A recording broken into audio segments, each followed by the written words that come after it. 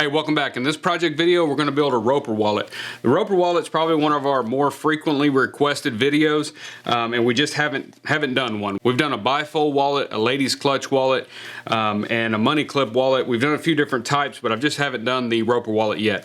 It's pretty simple. There's not a whole lot to it, but in this video, I'm going to show you how to do that. We are going to use T-pockets in here for the card slots, and so it's if you haven't seen or haven't made our new clutch wallet that uses the actual T-pockets, this will be a good little tutorial showing you how I do my T-pockets on here. Now, we did do the whole interior with the goat skin. It's 2-ounce goat skin that we get from Seloy Leather. So if you'd like to build this wallet and use that type of leather, it's very inexpensive. It's good high quality, but you could also use kangaroo or even 2-ounce veg tan if you want to. But because of the T-pockets and how many kind of big pockets we've got in here, I would keep all of your interior guts. I would keep those down to at least or at the most 2-ounce, just so it doesn't end up too thick. The back of this wallet we're going to cut, as you'll see, out of 4-ounce leather. You could definitely go a little bit lighter, but I wouldn't go much heavier than that because, again, it's going to make the wallet pretty thick.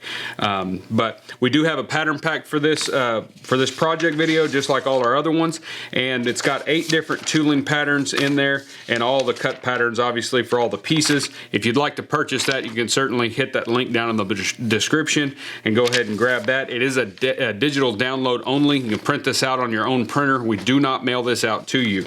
And when you get the pattern pack, if you want the floral tooling patterns, each one of these tooling windows is a separate pattern. So there's 4 sheets, 2 on each sheet. So you can kind of put them however you want, combine them, do geometric with them on the back side of the wallet. Like we did here, we did some floral here, and then I just did geometric on the back. Or you can do the same pattern on front and back, whatever you want to do. But 8 tooling patterns. Let's get started. We're gonna go ahead and build a Roper wallet. All right, so here's all of our patterns. If you get the pattern pack, you'll have all of those. We're going to cut the wallet back out first, and this is a piece of 3 to 4 ounce Herman Oak leather here. This is just a butt end that I had cut off when I was cutting belt liners. That's good material for wallets and things like that. And so we're going to go ahead and cut that out. It's just a 7 by 7.5 inch rectangle. And then this is a piece of dark brown goat skin that I get from Seloy Leather. It's 2 ounce, and we're going to cut all our pieces out. Now, when you cut that main liner out, go ahead and cut it a little bit oversized, just so you have a little bit to trim. I always like to do that just so that we get a nice, good fit on there. If you tool the front of this wallet, it's going to stretch a little bit. And now we'll cut all the other pieces out and get all those cut and prepped, and then we'll get ready to tool the wallet back.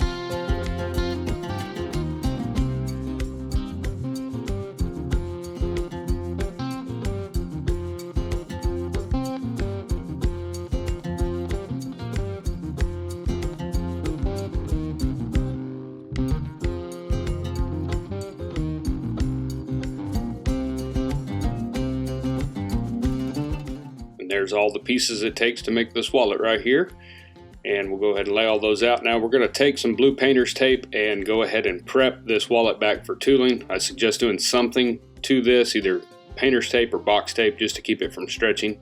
And now we're going to go ahead and mark off the center. We're going to get our tooling done. Like I said, if you get the pattern pack, it does have the tooling windows in there, but I usually try to leave on any kind of wallet or portfolio or anything like that, leave about an inch right in the middle there for the bend, and then we'll go ahead and tool this up. We're just going to show some of the tooling and get that done and get it antiqued and finished, and we'll be ready to put this wallet together.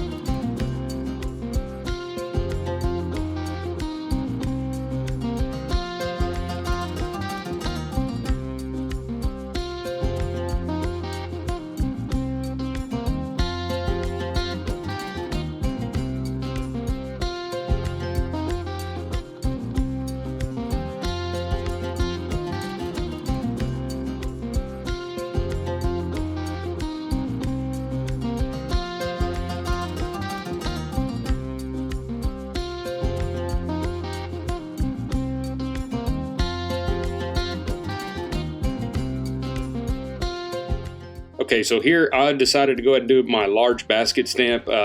It's a very popular type of geometric stamp that has good coverage and covers a lot of big blank areas very well and looks really nice. I'm not going to show in this video how to do that because we recently did a video focused really on that type of stamping, and so I'll put a link down in the description and you can go back and watch how to do that large basket stamp.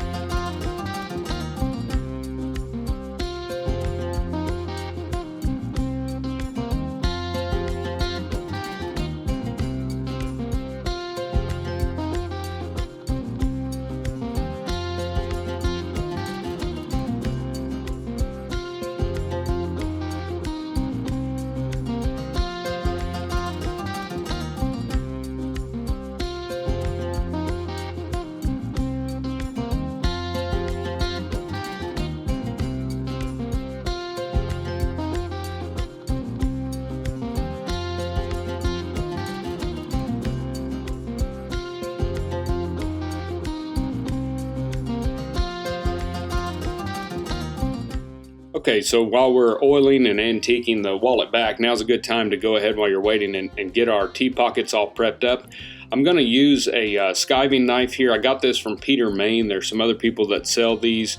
They're really handy. They do take some practice to get used to using. So I'm going to show you two different ways that you can feather the bottom ends of these T-pockets real quick. But we're going to use this blade.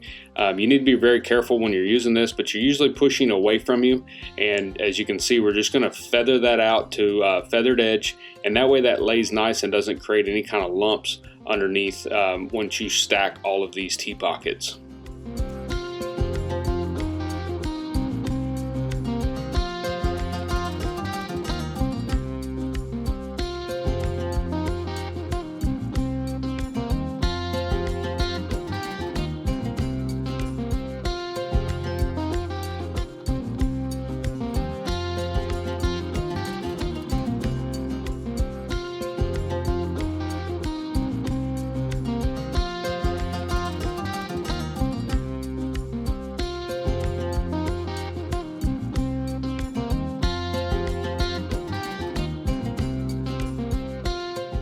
And so if you're not ready to tackle the skiving knife just yet or don't have one, you can absolutely use just a regular safety skiver. It's what I generally use on most of the stuff. I'm trying to get better with that skiving knife. I still need a lot of practice to get really efficient with it, but a safety skiver works very well.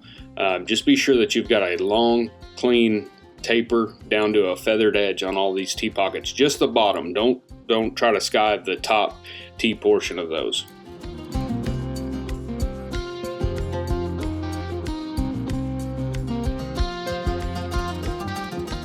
So now that all the skiving's done, we're going to use our pattern to go ahead and mark off where each one of these pockets needs to sit. I've got some mismarks there. Was using that little piece in the wrong direction, so we're going to rub those out right quick. I'm just using a silver pin here. Aaron at Maker's Leather Supply does sell these pins, and they're very handy on finished full grain leathers like this because those marks will just rub right out. We're just going to lay the T-pocket down at each mark and put a mark on top of each one and go all the way up so that we know where these are going to go, because you're going to install these from the top to the bottom. So we need to know where that very top one needs to be, and then subsequently the ones after that where they need to lie.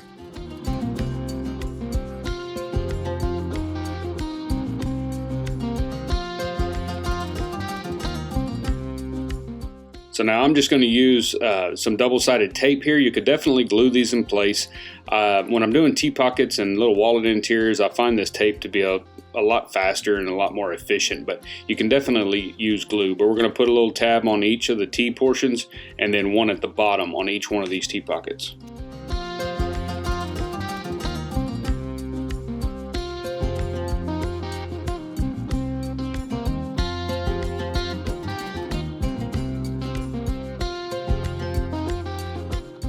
So those are ready to go. What we're going to do the very first pocket, or the top pocket, you can go ahead and pull the paper off of all three portions of that tape and glue it in place, or set it down in place, because that one can be there permanently.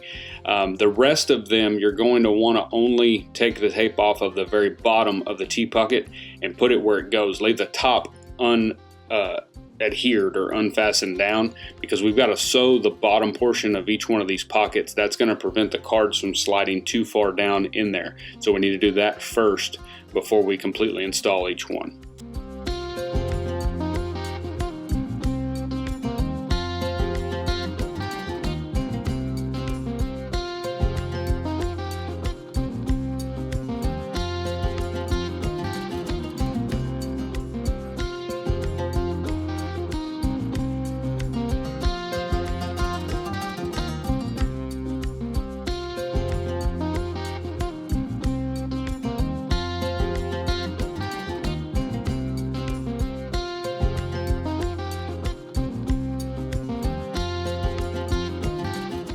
When you're installing these pockets, be sure that the next one, they butt up to each other, and that way they're nice and snug there, where you don't have any kind of gaps once we sew all these down. And as you can see, I've got the tops completely unfastened there, and that way we can get to the bottom of each pocket, and you can see how that last pocket, the full actual pocket, will actually fit in place. Now the lighting's really bad here on this machine. At the time when I sewed this up, that sunlight just comes through there and it makes it really hard. I need to move that machine. But as you'll see here in just a second, again, I apologize for the lighting, but all I'm doing is sewing a line down on the bottom of each T-pocket. We're going to go down and sew each one of them that way, and that way the bottoms are sewed down.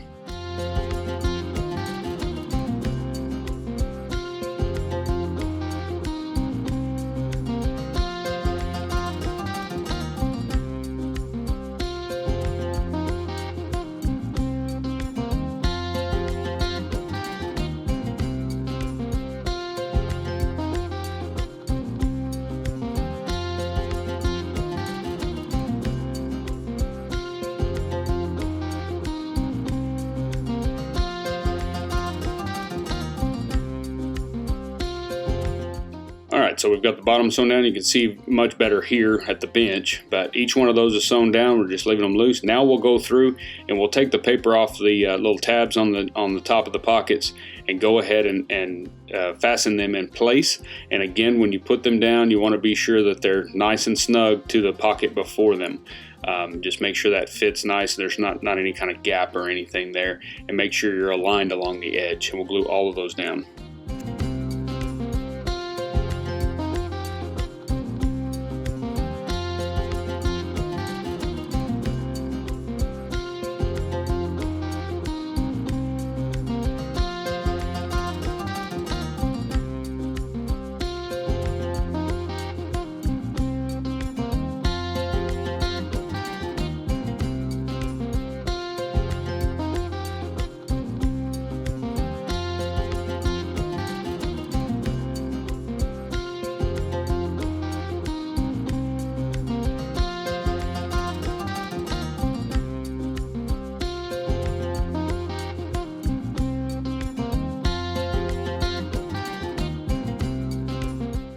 with the T-pockets in place, now we can install the final pocket.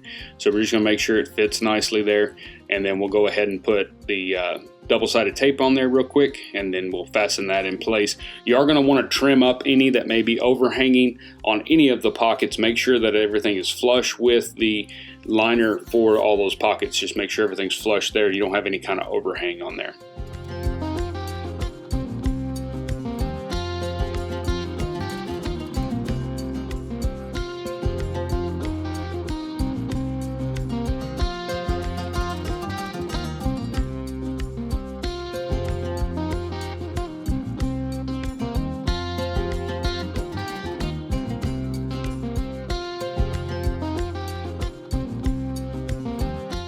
And here you can see I ended up with just a little bit of overhang there. You may end up with some of that. Just trim that off so that that's nice and flush. That's going to help when we line this up to the actual wallet back during installation. I'm going to put a mark just off the bottom there just so that we don't sew too far. And then we're going to scribe a line. And you want to be sure you're on the left side if the pockets are on the right side of the wallet. And that way you're sewing down the interior portion of all those tabs. So we're just going to scribe us a little line. We'll sew that on the machine. I didn't record that because the lighting's so bad over there, but we just sew a line down there on the little sewing machine and sew all those down.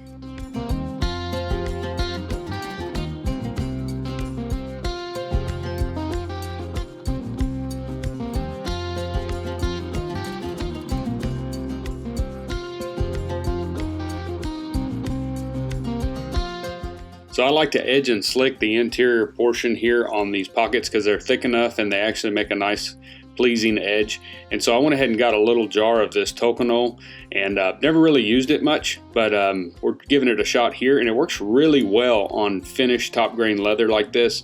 It really does a nice job. I would say even a little bit better than my just usual soap and water. I would imagine Martin's Mix would work real good on this leather too. And so we went ahead and used that, and I was really happy with the edge.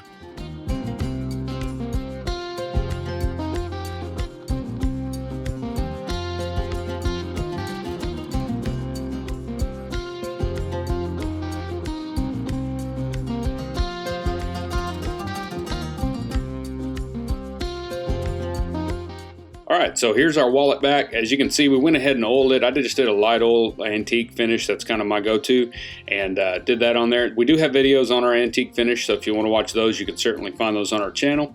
And then we'll take our main liner. We're going to start putting this thing together. It's going to go fast. We're going to go ahead and just glue our main liner on there. Here I'm just checking to make sure that I've got a little bit of feather, that thing hasn't stretched out after tooling too much. That's why I said cut it a little bit oversized. That way you've got a little bit of leeway there in case your leather does stretch a little bit. And then we're just going to put contact cement on here, let that dry, and we'll glue the back to the liner.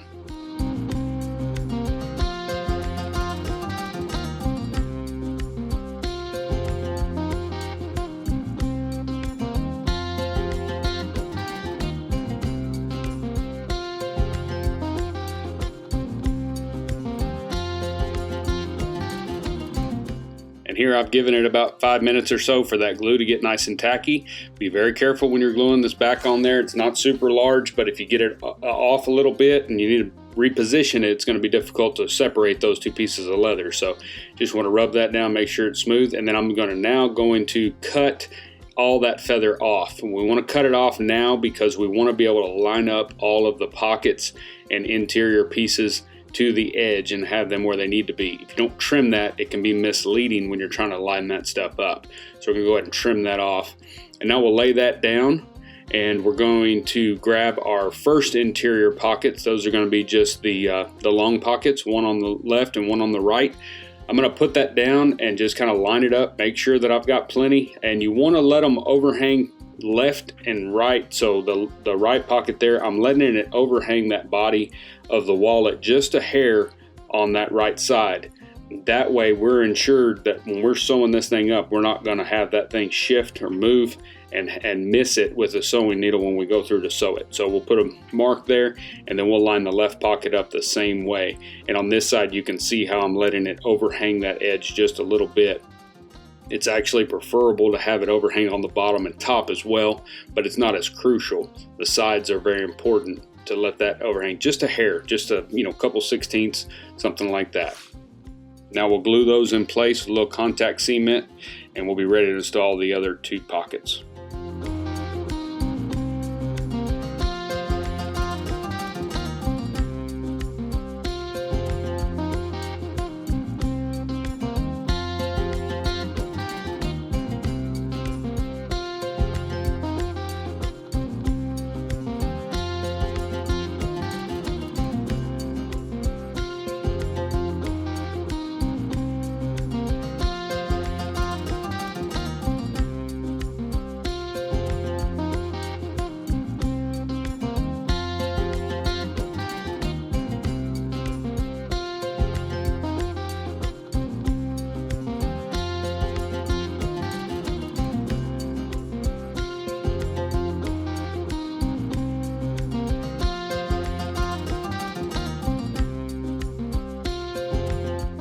All right, now we've glued those in and they're in position. Don't trim the feather off on those, just leave it overhanging a little bit. And now we will go ahead and put our T-pocket portion in there, the credit card pockets in there. Same thing, gonna let it overhang just a little bit, and then line it up and mark it, and then we'll glue those in place as well.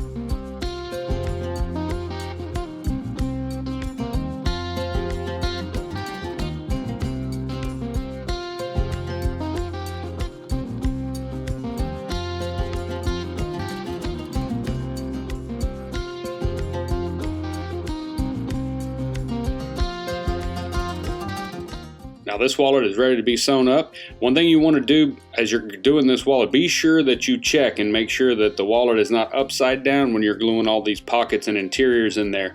You just want to kind of check it and make sure that it's facing the right direction. You've got the pockets on the right side and such. Now we'll take our groover. I'm just using a little craft tool groover here. Leaves a little smaller channel, and as we always say, you don't necessarily have to groove for your stitches. I think it looks pleasing, so we groove anytime we stitch anything if we can. So we'll go ahead and groove that, carry it over to the sewing machine, and we'll sew it up.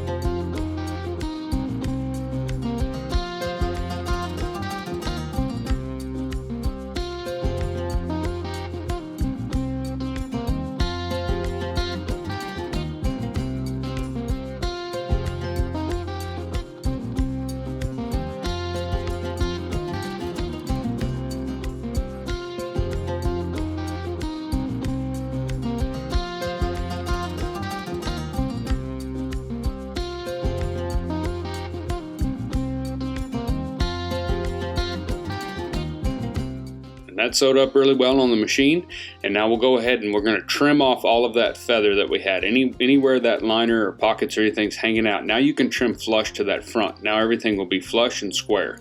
Then we'll carry it over the sander, sand it, edge it, and slick it, and then we will dye the edges, and this wallet will be finished.